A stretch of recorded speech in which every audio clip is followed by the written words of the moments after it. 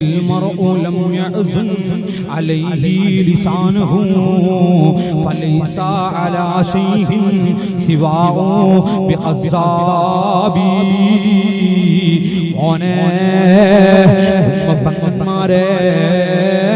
നാവിനെ സൂക്ഷിക്കാൻ കഴിഞ്ഞിട്ടില്ലെങ്കിൽ ഫലൈസ അലാ ശൈഇൻ സിവാഹു ബിഖസാബി മഹത്തുക്കൾ പാടി വെച്ചു തരികയാണ്. ഇവിടെ ഖൽബിൽ പിടിച്ചു വെക്കാനാണ് ഇത് ഓർമ്മപ്പെടുത്തുന്നത്. ഇതിൽ മറഉലം യഅ്സൻ അലൈഹി ലിസാനുഹു ഫലൈസ അലാ ശൈഇൻ സിവാഹു ബിഖസാബി. നാവിനെ സൂക്ഷിക്കാൻ കഴിഞ്ഞിട്ടില്ലെങ്കിൽ എന്റെ അവയവത്തിൽപ്പെട്ട ഒരു അവയവത്തെ സൂക്ഷിക്കാൻ നമുക്ക് സാധിക്കുകയില്ല. അല്ലാഹു നമ്മളെ രക്ഷപ്പെടുത്തുമാറാവട്ടെ. നാവിനെ സൂക്ഷിക്കാൻ കഴിഞ്ഞിട്ടില്ലെങ്കിൽ അവയവത്തിൽ ഒരു വസ്തുവും നമുക്കെന്താ സൂക്ഷിക്കാൻ കഴിയില്ല. അതുകൊണ്ട് ഞാൻ കാരണം ഏതെങ്കിലും ഒരു ഉപ്പ, ഏതെങ്കിലും ഒരു ഉമ്മ, അല്ലെങ്കിൽ ഏതെങ്കിലും ഒരു പെങ്ങൾ വേദനിച്ചു പോയിട്ടുണ്ടെങ്കിൽ, കണ്ണിൽ നിന്നൊരു കണ്ണുനീര് വന്നു പോയിട്ടുണ്ടെങ്കിൽ നാം നേരെ ചെന്ന് പൊരുത്തപ്പെടിക്കണം. ഇല്ലെങ്കിൽ പള്ളിക്കാട്ടിൽ സുഖമായിട്ട് കിടക്കാൻ കഴിയുകയില്ല. നിങ്ങളൊന്ന് ചിന്തിച്ചു നോക്കി.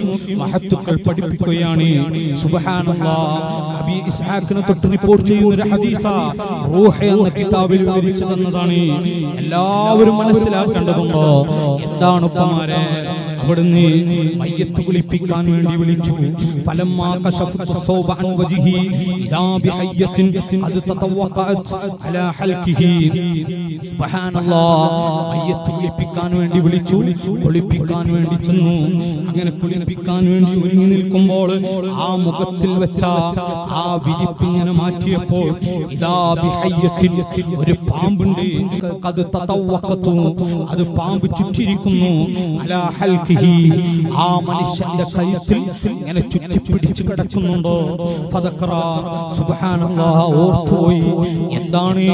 പാമ്പിനെ കണ്ടാൽ 3 പ്രാവശ്യം ഇങ്ങനെ ഒന്ന് പോകാൻ വേണ്ടി പറയണമെന്നാണ് ഞാൻ പഠിച്ചിട്ടുള്ളത്.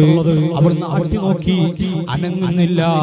അങ്ങനെ അതാ ഈ കുളിപ്പിക്കാൻ വേണ്ടി പോയ ആ മഹാൻ പേടിച്ച് വേജാറായി.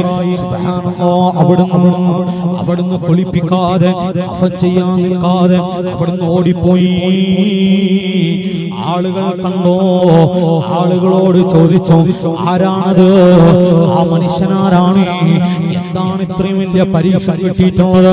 ആ സമയത്ത് അവിടുന്ന് വിവരിച്ചു കൊടുക്കുകയാണ്. അന്നഹു കാന യസുബ്ബു സഹാബ റളിയല്ലാഹു അൻഹും. മനുഷ്യന്റെ പണി എന്താണെന്നറിയുമോ? സഹാബാക്കളെ കുറ്റം പറഞ്ഞ്, ചീത്ത പറഞ്ഞ്, നാവിലൂടെ എന്തെല്ലാം പറയാൻ കഴിയുമോ അത് പറഞ്ഞു നടക്കുന്ന ആളാണ്. അതുകൊണ്ടാണ് അല്ലാഹു ഈ വലിയ പരീക്ഷ കൊടുത്തതെന്ന്